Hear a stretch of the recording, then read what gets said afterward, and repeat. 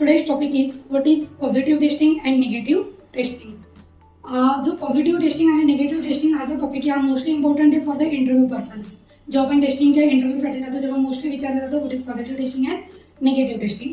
So positive टेस्टिंगमध्ये जिथे आपण set of positive values as a input देतो आणि then we are checking the output. And negative टेस्टिंगमध्ये निगेटिव्ह सेट ऑफ इनपुट दिलं जातं देन आउटपुट चेक केलं जातं. फॉर एक्झाम्पल एक one of the text field is there. In the text field mobile number, enter your mobile number.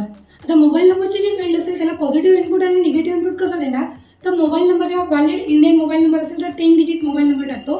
That is a valid set of input, म्हणजे तिथे positive testing करतायत.